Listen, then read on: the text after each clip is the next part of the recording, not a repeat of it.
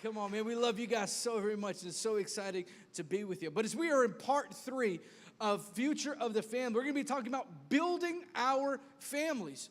Talking about building our families. Let me tell you something. Good, healthy families don't happen by accident. Good and healthy families don't, just like you don't happen being good and healthy by accident. You don't roll into Whataburger, get the number 1 with, no onions, extra cheese, more bacon, right? And then expect all of a sudden to be healthy at the end of it. No, you have to be very intentional of how you do things. Come on, it's the same thing with our family. You can't expect it to happen by accident. We have to be very intentional with having and building healthy families. So as we're reading, we're going to open with this right here. A married couple was celebrating their 60th wedding anniversary. That's a long time to be married. At the party, everybody wanted to know one thing. They wanted to know how they managed to stay married so long in this day and age. So they asked the question, and the husband stood up and he addressed everybody at their 60th wedding anniversary. He addressed them all. He said, "You all wanted to know how we've stayed married 60 years. He said, at the beginning of our marriage, we established this one thing. At the beginning of the marriage, before we established anything else, we established this one thing. And it's been the thing that we believe has carried us these 60 years. He said, when we got married, we said this right here. He said, I'll make all the major decisions in our family, and you make all the minor decisions. And he said, let me tell you something. In 60 years of our marriage, we have never had to make a major decision, right? So... come on, if you let your wife make all the decisions, you'll have a happy, healthy family. Come on, man. 60 years of marriage wisdom. I said, you know what? We ain't making no major decisions, baby. It's all you. Minor decisions all the way, right? But it's kind of funny. But let me tell you something. As we laugh at that, there is something about that wisdom. If you got people that have been there for 60 years doing marriage, they've got something that we can glean from. They got something we can look at and say, oh, my gosh, how in the world have you done it?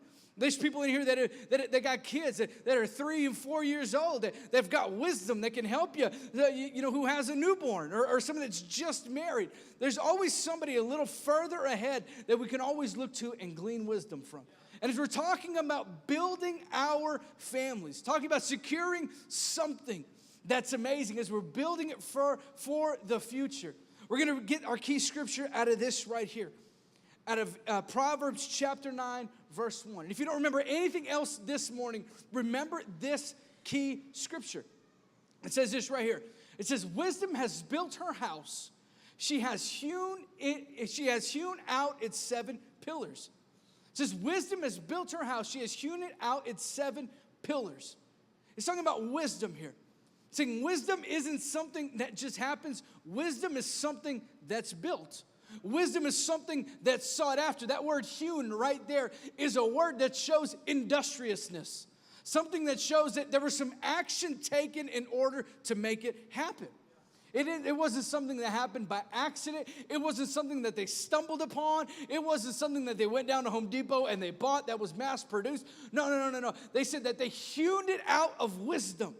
That it was something that cost. It was something that didn't come without labor. It was something that, let me tell you, I guarantee had sacrifice in it. Something that you look down at the end of the day and you look at your hands and they're calloused and they're bleeding a little bit. But at the end of it all, when you looked at those 7 pillars and they were hewn out of wisdom, they were beautiful. As Solomon is writing this, the man who had wisdom beyond his years, the man that was known for his wisdom, as he's writing this, he's saying wisdom was hewn out. She hewn out wisdom out of its 7 pillars. There's nothing special or magical about that word 7, but in the number 7, but in biblical time, the 7 in the Bible, it really kind of stands for the number of completion. So we believe that there are about 7 principles that we can go on here that are, setting the pace for wisdom. Setting the pace for that. 7 pillars also meant a very prosperous house. As they would look at that house and there were 7 pillars in it, like, wow, that is such a prosperous person. Wow, look at that beauty. They would marvel at those things. We want to have families that people look at and say, oh my gosh, look how beautiful that is. Oh my gosh, look how amazing that marriage is. Look, oh my gosh, look at how they interact together as families. That's what we want to be. That's what we want. And so in order to do that, the foundation of what we do has to be solid and has to be secured. We live in Grand Prairie, just on the other side of the lake. And one of the most sought after subdivisions in this whole area is the subdivision of Lake Ridge, right? Come on, beautiful homes, nice big plots. But when Lake Ridge was developed, it was developed out of what happened in Joe Pool Lake. As the Corps of Engineers came and they excavated a lot of that dirt out of there in order to build Joe Pool Lake. And so they scooted all that dirt around over there, and then someone said, "Oh, buy it," and they bought it, and they made a subdivision out of it. And so that soil that they had and they pushed around there is a little difficult to work on and build with. As Pastor Adam a number of years ago, was looking at buying a house during the economic downturn, man, it was crazy because Lake Ridge houses were going for so cheap. When the economy crashed, there was contractors in the middle of building houses that could no longer pay for it, so they'd set them on fire. It was crazy. And so people were just trying to shed these homes and get rid of them. And so we were walking around one of the houses with Pastor Adam that they were looking at, and we walked in this house, and I never seen anything like it. There was a crack down the middle of the living room that was so wide, he could put his fist down in it. I'm like, oh my gosh, what happened here?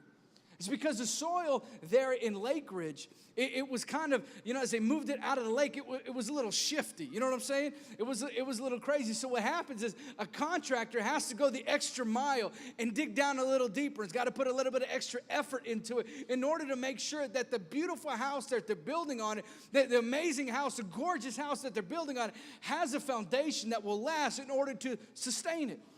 That's the same thing with us. If we're going to build our families on something, it can't be something that's shifty. It can't be built on a fad. It can't be built on a trend. It's got to be built on something that will never shift, that will never move, that will never falter, that will never fail. It's got to be built on the Word of God.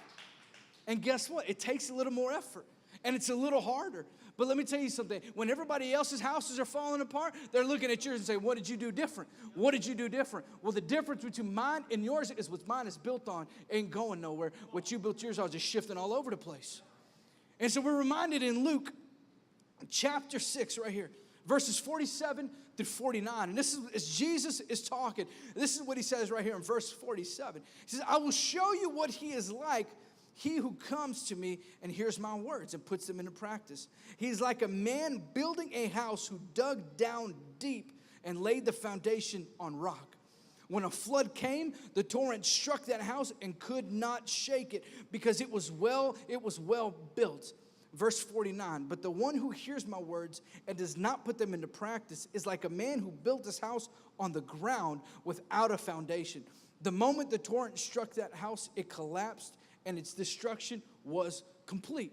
Come on, we need to be men and women. We need to be fathers. We need to be moms. We need to be uncles and aunts. We need to be single people. We need to be recently married people who are building a foundation. Come on, who are building a foundation in which our family legacy can be built upon. We need to be going down deep, digging down and going after the things of God, building our families upon that solid foundation. Because let me tell you something, you're not building your family just for the 4 or 5 of you. You're building your family for your grandkids and for their grandkids and for their grandkids. You're building a family. You're building a legacy. You're going to have a godly family legacy. And in order to do that, we need to have a foundation that can sustain it. Come on, we need to have a foundation that can sustain those things. It doesn't matter what you put on the walls. It doesn't matter any of those things. Let me tell you something. When a tornado hits the house and destroys it all, what's standing? The foundation. When a fire comes through and destroys everything, the only thing that's left is the foundation. That's the one thing that'll never falter. That's the one thing that'll never shift. That's the one thing that'll never change. We need to be building our foundations. Come on, as families going after God, we need to build them on the things of God. I believe there are 7 things, as we talked about the 7 pillars of wisdom. I believe there are 7 things that we need to be doing to build family pillars. So if you got your notes, take them out, you turn them on, whatever you need to be doing. But there's 7 things that we need to be building our families on, the 7 family pillars. And the first one is this right here, is Jesus first. We need to be putting Jesus first. You say, well, what does that mean? Well, let's read this right here out of Matthew 23:27. It says, Jesus replied, "Love the Lord your God with all your heart, with all your soul, and with all your mind." You say, well, how in the world, how does that practically apply everywhere? How does that pray? How does love your God with all your heart, with all your soul, and with all your mind? Sometimes you need your mind to do your work, right? Well, Lord, I can't be thinking about you right now. I got to be thinking about how I'm going to get this Amazon package to where it needs to go, right? So I can't do that. But he's saying, how do you do that? How do you begin to do that? How do you begin to put God first? How do you begin to do Jesus first? As you're building this pillar out for your family, how do you begin to do Jesus first? Well, I think one of the practical ways is put Jesus first in your finances. Come on, in a practical thing, Jesus first in your finances. And let me tell you something. As we talked about before, as a lady hewn out pillars of wisdom for her house, it was something that was hard, it was something that was difficult, and it was something that took time, right? So let me tell you something. I'm not saying we're going to jump into all 7 of these things, but let me tell you something. At the end of it all 7 of these things are worth it. And they're going to take some work, and they're going to take some effort, and let me tell you, there's going to be some sacrifice that goes into it. And some might be easier from others, and some you may be doing. But let me tell you something. If we're going to put Jesus first, for some of us, it's going to be a stretch. For all of us, it should be a stretch. As we're putting Jesus first, and we're getting out of our comfort zone. As we're stepping out a little bit more. So it might be in your finances. You might say, oh my gosh, that's so scary. That's so difficult. We're barely making it. Let me tell you something. Me and my wife, in the little bit that we've got, we give. That's the first thing that we do. Why? Not because the preacher tells us so, not because that's biblical. Because it says, bring your first fruits. You'll be blessed. And let me tell you something. We've seen the blessing of the Lord in our household. Come on, how about in your marriage? Put Jesus first in your marriage. As you show up, you're treating your wife as Christ loved the church. Come on, we're not putting her down. You're not belittling her. You're not doing anything like that. But you're putting her, as you're doing that, you're putting Jesus first in those small things in your marriage. Come on. So as we're doing those things, we're telling our kids, come on, Jesus first. Every morning, Jesus first. Jesus first. I love you. Have a good day at school. Remember, Jesus first. Come on, hey babe, I'm going to be home late for dinner, so don't worry about making me something. Just leave something out, put it in the microwave when I get home. Let me tell you something. I love you so much. Remember, baby, Jesus first. Come on, we just need to be doing that every day, as we're hewing out these pillars of wisdom. As we're building these things, come on, it's going to be a stretch, but we got to put Jesus first. That's first and foremost. This is what A.W. Tozer said right here. He said, as God is exalted to the right place in our lives, 1,000 problems are solved at once. Come on, let's read it again. As God is exalted to the right place in our lives, 1,000 problems are solved at once. Come on, we need to be putting Jesus first. As those 1,000 problems that we have stacking up in our lives, man, the moment we begin to put Jesus first, man, all of those things begin to take care of themselves. Come on, we need to be putting Jesus first. The second thing is this right here, is we got to secure God's promises. Secure God's promises. Purposes, excuse me, sorry. Secure God's purposes. It's a whole different message, right? And so, secure God's purposes. You got to understand why you were made. Why did God make you? Why did God give you the kids that you've got? Why did God give you the wife that you have? Come on, you got to begin to secure God's purposes on your life. The moment you begin to know purpose, everything shifts. Everything changes. You may say, well, I don't exactly know my purpose. I don't exactly know my giftings, my calling, things like that. Let me tell you something. We have an amazing opportunity coming up for you. It's called the Grow Track. You can sign up for that. Sign up for the Grow Track. It's awesome. In that, we do a personality profile test. Figure out what your personality's like, how you think, you know, how you react in certain situations. We have all of that. You can take a test. We have a spiritual giftings test to see what your gift to the body is. All of those things, we can find out what your purpose is, how you can serve the body of Church in the Hill right here. Begin to define some purpose in your life. The moment you don't have purpose, let me tell you something, anything will get you where you're going. Anything will. So we need to begin to secure God's purpose on our lives. Right out of high school, my dad was telling me I needed to get a job. And I was like, absolutely, I need to get a job. Well, I was in high school. I was crazy. I was a partier, all of those things. I really didn't want to serve God at all. My senior year in high school, God got a hold of me. I grew up in church, all of those things, didn't want to serve God. Senior in high school, God got a hold of me, wrecked my life, changed everything about me. As I was graduating high school, my dad said, as long as you're making A's or B's, that's your job. The moment your grades start dipping, you need to get a job because obviously you don't care about school and you want to go do something else, so go do that. But if you're making A's and B's, Don't worry about getting a job right now, man. I'll take care of you for a little bit. I said, all right. I would do stuff around the house. He'd give me extra money for it. But that was my job, was to graduate high school, make good grades. As I got out of high school, my dad said, all right, you need to go get a job. And I said, no problem. I knew God was calling me. He was pulling on me. Everything about me was shifting and changing. I got baptized in the Holy Spirit. It was all shifted. They didn't know what to do with me. Like, what the heck is happening to you? And so my dad was telling me, you need to get a job. You need to get a job. I said, absolutely, Dad, I will get a job. I said, but I can't work Monday nights. I can't work Wednesday nights. And I won't work Sundays. He's like, well, no one's going to give you a job like that. He said, why do you need to do those things? I said, well, Dad, Monday, I've got small group and we've got band rehearsal. I can't miss. Wednesday night, we've got church, Dad. I will not miss. And Sunday, we've got church. So I won't miss for those things. He said, well, no one's going to give you a job. You need to get a job. And I said, Dad, okay, I'll find something. The Lord will provide. But let me tell you something. I knew God was calling me. I knew he was leading me out. He was putting purpose in me. He was shifting everything about me. I felt the call more and more to serve. And I was like, Lord Jesus, you have to do something. Because either I'm crazy and I'm hearing something funny, or you have to come through. Or you have to come through. 2 weeks after that conversation I had with my dad, I called my dad and said, Dad, I got a job that fits my schedule perfectly. It pays me more money than if I was working all those days. Dad, God did it. And let me tell you, as I began to secure God's purpose on my life, he began to pour out more and more and more. And let me tell you something. It wasn't because I'm special, I'm gifted, none of those things. Let me tell you something. It was because I secured God's purpose on my life. I saw it and I said, you know what? I have to protect this thing. Let me tell you something. Each and every one of you have a purpose for your lives. Each and every one of you are called to do something amazing for God. It might not be preaching on a stage to 100,000 people. It might not be, moving to Haiti and selling everything you've got. But let me tell you something. It might be ministering to that guy in the cubicle right behind you who's beating his wife. Come on, it might be just telling him a little bit about Jesus, just living your life in a way that he says, you know what, there's something different about that man. And he gives his life to Jesus, and let me tell you something, it shifts the trajectory of his life. And let me tell you something, his kids begin to serve God. And let me tell you something, the purpose that you had was God said, I need you to win Bill for me so that we can change the trajectory of Bill's family so that it can go this way. Let me tell you something, each and every one of you have a purpose of God on your life. But we have to secure those things.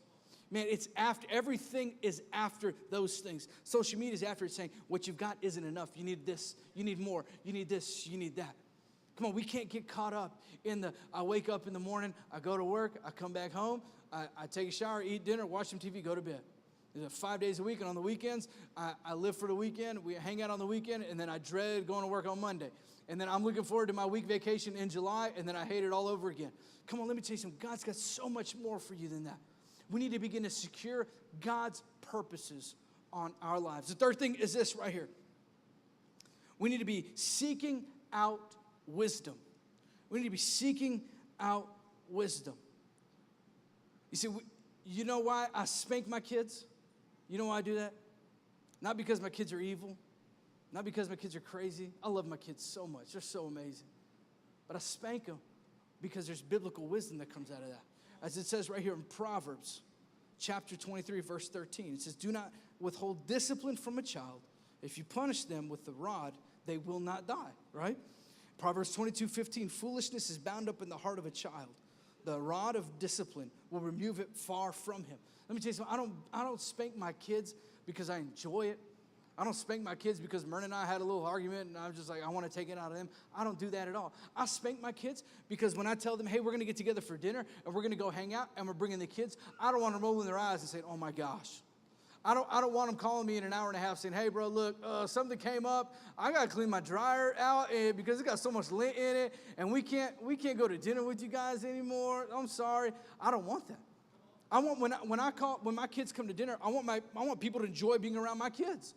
I want people to come around and say, your kids are well behaved. We were able to have a great dinner, and your kids were awesome. That's what I want. I want my kids to be a joy to be around. I believe my kids are ministering with Myrna and I just like we're ministering. Come on, we're doing this as a family and as a team.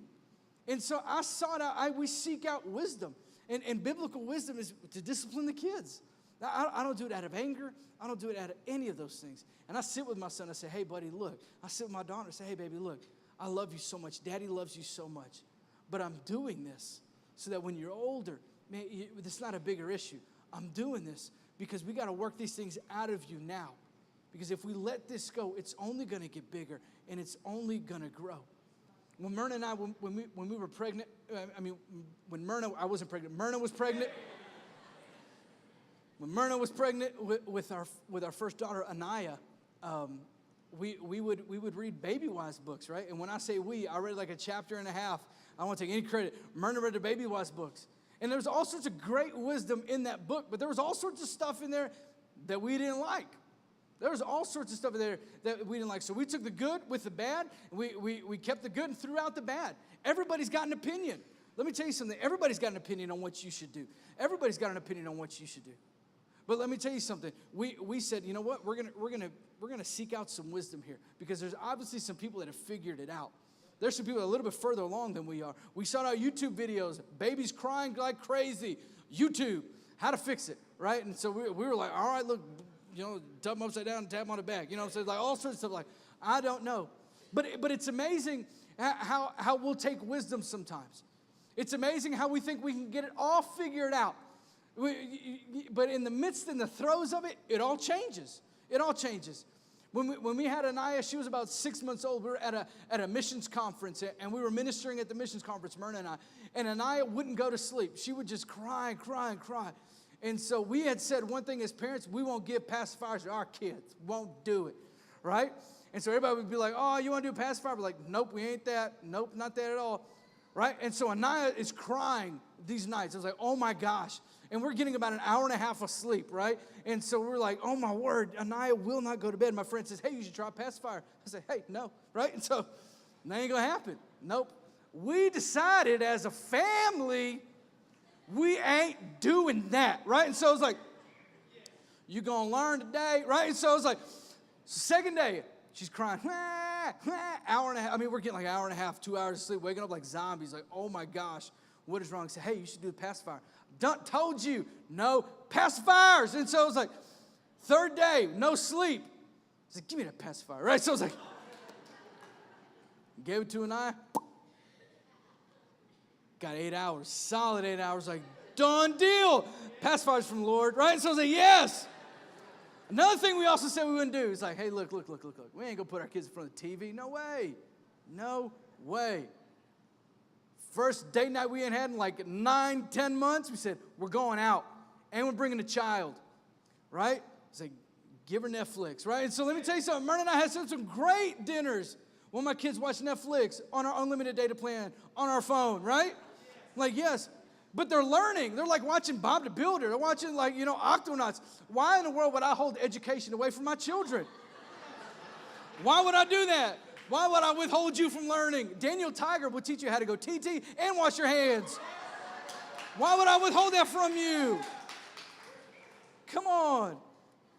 But let me tell you something, man. Wisdom, in the midst of it all, it can change. We can say we would do this, but let me tell you something. When you get into it and you have no idea what to do, we need to seek that out. We need to be seeking out wisdom. And when you ask for wisdom, you need to be willing to receive wisdom. Come on, because a lot of times we ask just because our wife told us to ask, but no. Let me tell you something. When you ask, you need to be ready to receive that. You be willing to receive that wisdom. The fourth pillar that we need to be doing right here is this right here, is we need to go through hardships. That's tough, but we have to go through hardships. We have to do those things. We have to go through hardships. This is what it says right here in Ephesians chapter 6, verse 13. It says, therefore, put on the full armor of God, so that maybe one day if the devil finds you, or the day of evil, you may be able to stand your ground. It doesn't say that at all. It says, therefore, put on the full armor of God, so that when the day of evil comes, you may be able to stand your ground. It doesn't say if. It doesn't say maybe. It doesn't say if you don't tithe, or if you don't do this, or you don't do that. If you don't have a small group, the devil will come get you. No, it doesn't say those things. It doesn't say those things. It says that when the day of evil comes, it says put on the full armor of God. It doesn't say polish it up and put it in the closet because you're a blessed Christian and nothing will ever get you. No way. It says that when the day of evil comes, put on the full armor of God because it's coming. It is coming. But let me tell you something, we have to go through those hardships. Why? Because, man, we learn so much in the midst of them. We learn so much in the midst of those hardships. Come on, when Myrna and I got together, when we got married, I was developed as I could be. Much more developed than my wife when we got together, right? I worked stuff out of me as a single man, and we got together, and I was like, Myrna, you didn't work as hard as I did. She's mad at me. Look at you. I'm going to go through hardship after second service, right? She just gave me the hardship eyes, like, it's about to be rough. You just wait, right? And so I was like, oh, man. But we got together. It was awesome. We got married. We had a honeymoon, and it ended. Like 3 days after the honeymoon, conflict, right? And I was like, what is happening here? What happened to the person I married? You were nice like 7 days ago. What happened to you? What is going on here? And we started going through conflict. In the midst of it, we hit hardship. In the midst of it. Well, let me tell you something. Not one of us decided to quit on it. Not one of us said, no, we ain't doing this no more. No, we said, hey, look, we got to understand that we are both learning in the midst of this. We're both learning in the midst of this. Myrna, when we would have conflict, Myrna would just get quiet, and she wouldn't talk. And for me, I'm like, no, we're talking about this right now because you're going to forget about it. Actually, I'm going to forget what happened. And so we got to talk about it right now while I remember. And so I would push her, and she would explode and be so mad at me. And then I would forget why she was originally mad or what we were originally fighting about because we're picking up all this other junk that we had done stirred up. I was like, oh, Lord. And see, we never get to the issue. So I learned in those moments, I'm going to let her process. I'm going to let her process. And we're going to figure out how we're going to go through hardship together. And I would say, all right, in 45 minutes, you've got time to process. I went and wrote down why I was angry so I wouldn't forget. Put it in my pocket. Because I'm going to forget. Like, why are you mad at me? I'm not even mad at you anymore. I don't even know. Let's go get ice cream, right? And so that's just me, though. And so we'd come together for 45 minutes. We'd get together and be like, all right, why are you so upset? Well, it's because you said this or that. I'm sorry. I repent. I didn't mean that. And let me tell you something. We worked that through. About 9 months of our marriage was crazy. I was like, who are you? Why did I marry you? And then at the end of those 9 months, it's like, all right, let's get married again. It was great. But it was awesome. And now here we are 12 years into it with 2 kids. And when we had kids, it all shifted again. More hardship. It's like, you 2 are hardships. What's wrong with you? 45 pounds of hardship. Gosh. But let me tell you something. We have to go through those things. We have to go through those things. Why? Because now we've got wisdom in order to counsel other people. Now I know when it gets hard, you can't quit. Now I know when it gets hard, it will get better. I know those things. In the midst of it all, where it looks like it's so dire, there's no fixing it, there's no light at the end of the tunnel, I know that if we stick it out, there's an end to it. There's a resolve to it. I learned that in the midst of it all, it's a lot of times it's my pride, my ego. Let me tell you something. We have to be transparent with those things. You can't act like you don't have hardship. You can't act like you're not going through things. You have to be open with those things because the moment you acknowledge it is the moment you can fix it. The moment you acknowledge it and say, all right, it is my pride. It is my ego. It is my temper. I do have a temper. You're right. When you say that, that does make me angry. When you do that, it does make me shut down. And let me tell you something. The moment you're open and transparent with it, you can begin to work on it. But let me tell you, we're going to have one of those beautiful pillars in our home. It's going to be like hardship. Yeah, we know how to get through it. We've done it. And look how beautiful we are because of it. This is one, number 5 right here. Recruit co-laborers. Recruit co-laborers. We have amazing kids ministry here as co-laborers for you. We have an awesome and amazing junior high ministry with Leah and Camilo who do a fantastic job of bringing the Word of God to those preteens. An amazing job. Come on, our kids team, week in, week out. Anna and Theo and Gabby and Stephen, an amazing team. We have an awesome youth ministry in Cone McCain who's leading the Ezekiel Project. Amazing, fantastic youth ministry. Come on, we have an awesome small groups led by Pastor Jack Clark and Pop and Mimi McCain and Nicole Clark. That we have amazing, amazing, amazing small groups. Why? Why do we have those things? So that we can come alongside you and co-labor with you.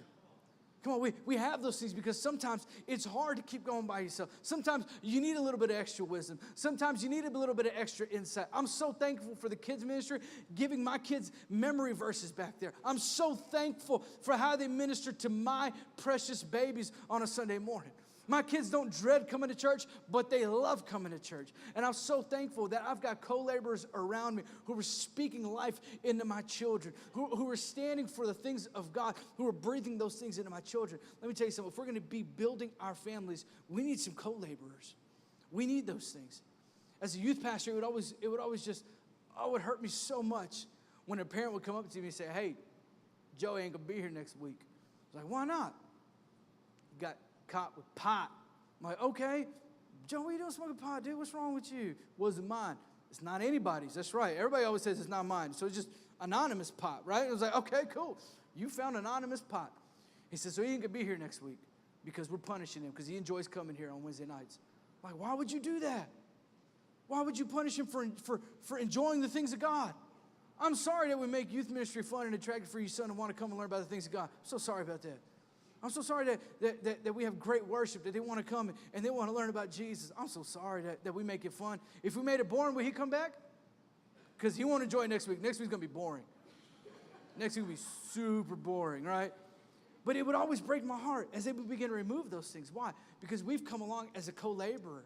We've come along and say, hey, look, we've got something that can help you get along. This is what it says right here in Ecclesiastes chapter 4, verse 10. It says, if one falls down, his friend can help him up. But pity the man who falls and has no one there to help him up. Come on, we need to be around people that know when we've fallen. We need people down there that'll help get us up. We need people around us that know exactly what we're going through. We need to recruit those co-laborers. Your small group, man, my gosh, what an amazing group of people. Small groups mean so much to Myrna and I, as that was really one of the reasons we got through our hardships, because of our small group. Because we had people that we were open with. We had people that were co-laboring with us. The sixth one is this right here. As we're talking about the pillars of establishing a family. Establish and model your values. Establish and model your values. You say, well, I don't know what my values are. Well, begin to go home this afternoon and talk with your family. Say, what are some things that we value as a family? What are some things that we say, yes, this is what we believe as a family? And once you establish them, then you need to begin to model them and live them out. It's crazy to have the Constitution, hung on courthouses and in law offices and all those things. But how crazy would it be if we never operated in the Constitution? We just do whatever you wanted to. Well, what about what that says? It's just kind of a thing. It's crazy to have those values for your family, but not to model them. Let's take a quick poll real quick. How many of you guys agree that we should have good worship here at church, right? Come on, yes. All right. How many of you guys agree that we should have good preaching here at church? Yes, all right. How many of you guys agree that it's important to have a good kids ministry here at church, right? Okay, great. Now, how many of you guys agree that we should have a great youth ministry here at church? Yes, all right. Now, how many of you agree this right here? That kids ministry is more important than good worship? There's a few, it's kind of like, what? Okay. Now, how many of you guys agree that we should have an amazing lobby experience over good word? There's a few people here that say, all right, how I feel coming on Sunday morning is more important than the content of the message. That's okay. Let me tell you something. We all value the same things. We all value these things. Everybody rose their hands and said, worship's good. Preaching's good. Kids ministry, great. All of these things. But we value in the order in which they go. And that's okay. But we all have to value those things. This is what Pastor Adam says right here. It says, most of us agree on values, but conflict over the order of their importance. It doesn't matter. We agree that value is important. We just disagree on the value of where it goes in our list of our priorities. Let me tell you something. For your family, you need to flesh out what your values are, and then you guys need to model them. And then you need to model them. This is what we've got right here. This is just some Pena family values. As we wrote down just some things that we value as a family. We value real Christianity.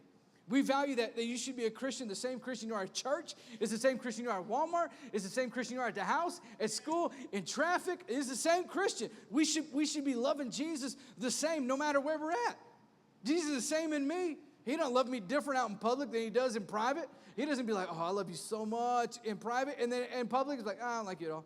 It's like, he doesn't do that at all. He doesn't do those things. We need to do this right here. We need to value hard work. That's what we do. We value hard work. We value honoring each other and others around us. In my house, my kids will not speak bad about each other. They will not talk down to each other. I don't do that to Myrna. We don't do that at all. But that's something that we do. We honor each other. We are authentic. We value authenticity. We value being real with each other and real with others. Come on, we don't believe in acting a certain way around other people and be like, this person's a jerk, we don't like him. No, heck no. We're gonna be the same. We're gonna be real around everybody. We value kindness, being nice to each other. We value those things. We value being nice to each other and being nice to others. And showing everybody respect. It doesn't matter their job, it doesn't matter their pay, their position, none of those things. Everybody deserves the same amount of respect. Why? Because everybody was made in the image of God. Come on, we're all Christ's children. We're all God's children. And so they deserve that same respect innately because of who they are. And we also believe in team play. Come on, we serve and work as a family. Mom and dad aren't pastors. The family is called to the ministry. Come on, that's what we believe. We get together, just a couple weeks ago, we did the Mansfield Pickle Parade. In case you don't know what the Mansfield Pickle Parade is, that's okay. I didn't know what it was like 6 weeks ago. And so it's this giant St. Patrick's Day parade focused around pickles. And so because Best Made Pickle Factory was there, it is the most awkward thing. There's just like giant pickles everywhere and like men dressed as pickles. I was like, what is happening here? This is strange. It felt like the Lego movie. You know what I'm saying? It's like everything's awesome. I was like, pagan pickles, what is this? But it was crazy. It was so crazy getting out there and serving the community together. We served them, we woke up early. It was a sacrifice for all of us to get up there and do that. We drove the MOV out there. My kids were helping kids get in the MOV and out the MOV, handing them bags that we had made up and saying, Church Hill loves you guys. We'd love to see you on Sunday. We did that as a family. Why? Because we play together. We believe in team play. We serve as a family together. This one right here, the last one right here is number 7, is pace yourself. Pace yourself. Come on, if we're going to have anything worth having, worth building, it's going to take some time. Come on, we're building mansions, not sheds. Come on, you're building the model home. You're building the family that everybody wants to model theirs after. Come on, we're securing our family lineage that people say, wow, what an amazing family. They all serve Jesus. Wow, they all love each other. Wow, how did you get that? How did you do that? We want to be those families. We want to be those. We want to have those families. People say, "Oh my gosh, how did y'all keep it all together?" Well, let me tell you something. One easy. Man, we went through some hardships. That was super hard. You know, we want to have those things, but a lot of times we'll tend to rush it. We'll tend to think we have to have it all right now. Let me tell you something, what you are building in your family, what God is doing in your family as a single person, as He's setting you up, as you're gonna one day have a husband or a wife, and then one day you're gonna have kids. He's doing those things in you right now. Pace yourself. It's okay. You don't have to have it all figured out right now. Come on, as you're just freshly married and you don't have kids yet, enjoy the season you're in. Pace yourself. You don't have to have it all figured out right now. You don't have to have the house. You don't have to have the dog. You don't have to have all those things. Just pace yourself. Live where you're at. Come on, if you got kids, live where you're at. Pace yourself. Enjoy them where they are. Because a lot of times what we think is that what we've got, what we're building is something that's mass-produced. No way, man. What God's doing in each and one of your families is custom built. Yeah. Let me tell you something. Anything that's custom takes time to make. Come on, you ain't going down to the Home Depot and buying what's needed for your family. These are things that God's custom making for each and every one of you. And as you pace yourself, sometimes we need to set markers and goals so we know how far we've come. There's nothing harder than going somewhere and thinking you're making progress without having any way to mark your progress. That's crazy, because then you always think you're behind the curve. You always think, oh my gosh, I'm never making it. I'm never going to get there. But you need to set some markers for yourself. Set some goals for yourself. For some of you guys, we just wrote some down right here. Maybe dinner twice a week. Set it with your family. And say, all right, we're going to have dinner twice a week. And they say, well, Dad, it ain't going to work. Well, once a week. I'm like, all right. So you set the dinner once a week and you got 5 people in your family and 3/5 showed up. That's okay. That's a win. Like, all right, we got 2/5 to go. Right? And you set it up. You say, put it in your calendar for next week. Remember, we're going to do this once a week. And you build up and say, hey, we're having dinner together twice a week as a family. Maybe for those of you guys who are married, couples in the morning, agree to wake up and pray together. Say, we're going to wake up and pray together. We're going to wake up early and we're going to pray together. That's what we're going to do.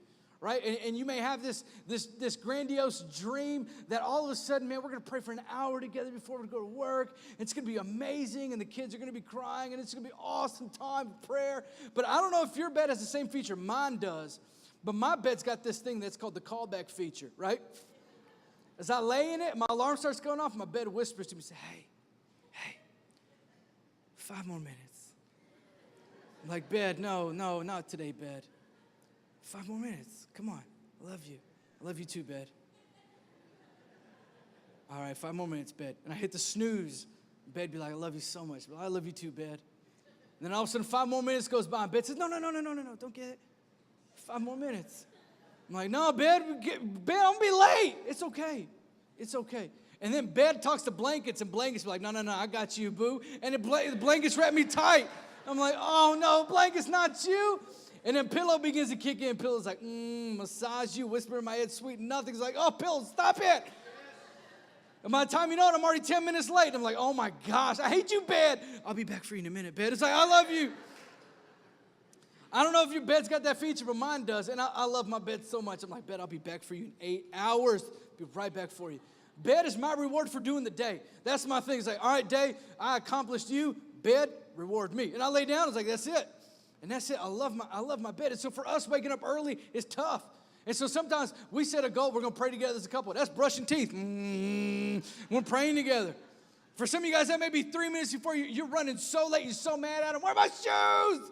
I don't know. And somehow it's their fault for losing your shoes. And so, like, I don't know. But in the midst of it, you say, hey, look, let's just pray together. Jesus, we love you. Bless our marriage. Jesus, name, pray. Amen. I'm late. Got to go. Right? And so that's okay. Set the goal. Set it. Why? Because if you have a goal, you have something you can work towards. You have something that you can make marked progress on. Come on, we need to be pacing ourselves. The Lord is going to do something beautiful and amazing in each one of our families. In order to do that, we have to have the foundation set right. Come on, we got to be building our foundation on the solid rock.